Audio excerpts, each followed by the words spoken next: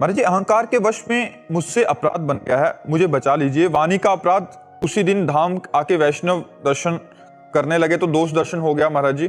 क्या गुण है आप में? दूसरों में दोष देख रहे हैं, बुरा जो देखन में चला बुरा न मिलिया कोई, जो दिल खोजू आपनो सो हमसे बुरा न। तो हमारे अंदर बुराइयां भरी, हमको अपनी बुराइयां निकालनी। तेरे भावे जो करे भलो बुरो संसार, नारायण तू बैठ के अपनो भवन बुहार। अपने हृदय को पवित्र करो तो भगवान का भजन बन जाएगा, नहीं तो खुदा अपन भोग कर रही। एक बात समझनी होगी, एक है साधक और एक है सिद्ध। सिद्ध तो निर्दोष होता है और साधक में कुछ दोष होते हैं जिनको वो त्यागने का प्रयास कर रहा है। चूक हो सकती है उससे, वो त्यागने का धीरे धीरे प्रयास करके सिद्धावस्था की तरफ चल रहा है। तो यदि साधकों में दोष दिखाई भी दे, हमें उसकी निंदा नहीं करनी चाहिए, हमें उस पर घृणा बुद्धि नहीं करनी चाहिए। हो सकता है आज कमी है और कल ये ठीक हो जाए, कल बहुत अच्छा महात्मा बन जाए। भक्तन निंदा अति बुरी, भूल करो जिन कोय, किए सुकृत बहु जन्म के क्षण में डारे खोए। इससे बड़ा अपराध कोई नहीं है।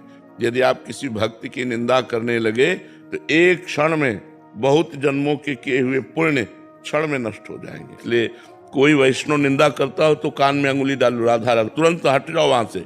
वैष्णव निंदा स्वयं तो करो मत और सुनो मत। वज्र की लीक है, फिर भोगना पड़ेगा। बहुत ये भयंकर अपराध है। इसलिए संतों के, वैष्णव के चरणों में नमन करो। उनमें जो कमियां हैं उनके नाथ ठीक करेंगे, प्रभु उनके स्वामी है, वो ठीक कर देंगे। अपने को अगर ऐसा लगता है कि हमारे प्रति उनका गंदा भाव है तो दूरी बना लेनी चाहिए, डांट देना चाहिए, लेकिन निंदा नहीं करनी चाहिए। वाणी से तो कहना ही अगर कह दिया तो वज्र का पाप हो गया। किसी कारण से अगर मतलब हो भी गया प्रभु जी, तो क्या कर रहे हो? और उसी वैष्णव से अपराध क्षमा मांगे, इसका सिद्धांत है। जैसे आपको किसी वैष्णव से हो गया तो उसी वैष्णव से क्षमा मांगे कि महाराज जी क्षमा कीजिए, आपके प्रति हमारा दोष दर्शन हो गया था, आप हमें क्षमा कीजिए या दंड दे दीजिए, आप अब हमसे गलती हो गई। तो वो गुस्सा करें या क्षमा करें, आपने प्रार्थना कर ली, आपका क्षमा हो जाएगा, आपका माफ हो जाएगा।